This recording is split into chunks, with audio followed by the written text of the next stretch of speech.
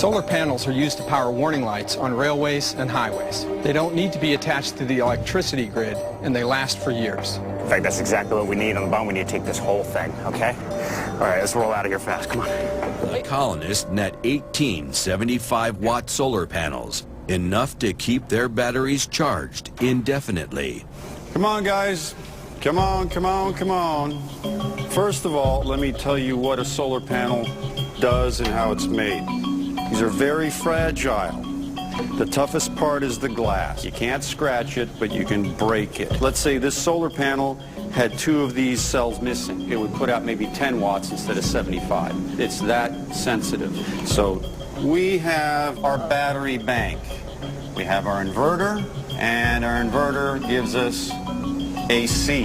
The solar panels are all going to be lined up. The most important thing to do is to set these panels up on a stand outside. Mike's plan calls for building a solar panel structure in 3 stages. First, they'll weld together 3 frames, each holding 6 panels. Then they'll construct a base for the frames to fit into and rotate on. The third and final step will be mounting a motorized swivel that follows the sun as it moves across the sky. In the side room, Mike and Joey find plenty of scaffolding pipe for the solar panel frames. If we have 1 piece of pipe, we need 1 pipe That's to a go little bit. inside or outside of one of these pipes. And how loose can it be? It doesn't have to be perfect. It can be a little loose. Little loose. Yes. All this stuff's the same. What's that? Let's cut this off. Let's cut this off and see what we got. Like butter. Do it. Do it. Yeah. That's what I was talking about. There's our swivel. All right.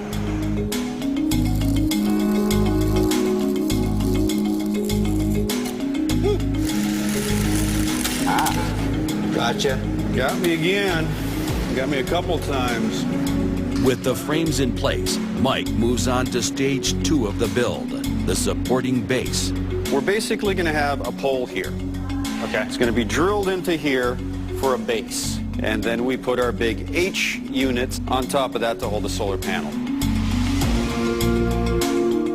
There we are. Morning, noon, afternoon. In the main warehouse space, computer engineer John C. is working on the final stage of the build, a motorized solar trekking system. This is actually the gear motor that we're going to use.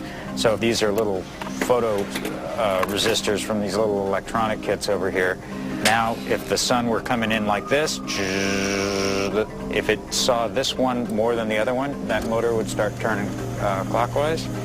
And then as soon as they got even, it would stop, which is what you want. If it were to overshoot or it were to be night, it would back up until it got even again. So both of those things need to be in the full light, and then it'll stop. And it's working, which is pretty darn cool. I love it. I love it. I think it'll work. That's just freaking amazing. All right. That is freaking amazing. That is brilliant. The components are complete. It's time to assemble them in the yard. Now what we need is a cross gusset this way and another cross gusset that way to keep the shear from doing this. We already have this taken care of. I'm going to raise that one up as much as we need it. Right, raise that one up as high as you can get it. Tilt, tilt, tilt. Okay, Claude, you're taking more off the back here. Watch your hand. Manhandle. All right. All right, back over. Watch your finger. Are you clear? This is where we test our welds. So if they're going to break, they're going to break now and not with the panels on. So.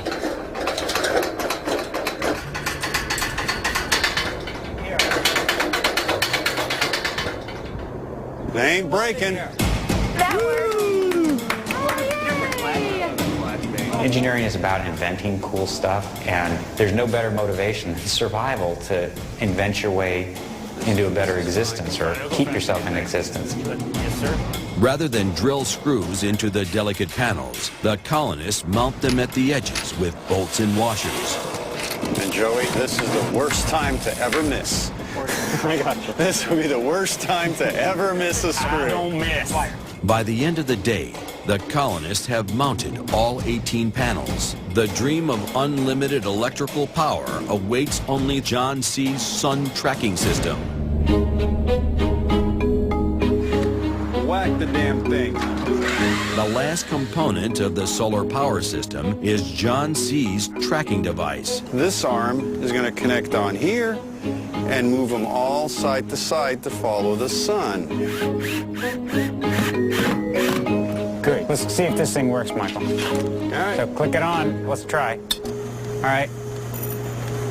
Motor's going. It's moving. It's tracking. Moving. Now I want to see if the tracker's going to actually see it. That's looking good. The Earth receives more energy from the sun in just 1 hour than the entire planet uses in a year. If harnessed properly, solar energy could take you completely off the grid and eliminate your reliance on fossil fuels. As you can see, we've got our gear motor here. And this is a little tracking system that I designed. Basically has one photocell right here with some shades. When the sun is out, it will track till the sun is actually shining on that cell. Then it'll stop this motor.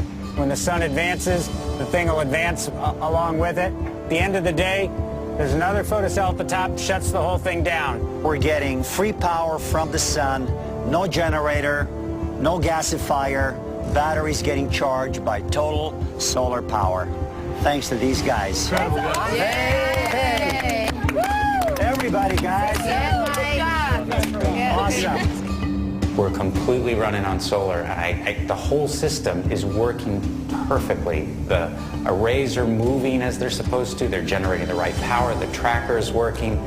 I couldn't be happier. So it's all hooked up, but the best is actually in here. Okay. I patched it in, made a little voltmeter here actually to measure the voltage. It's at about 14 volts, which is great. The inverters are telling me that these things are full. This means welding. This means fabricating. This means getting the truck running. And getting out of here. That would be awesome. Let's go use some of it. Yeah, let's go use some power.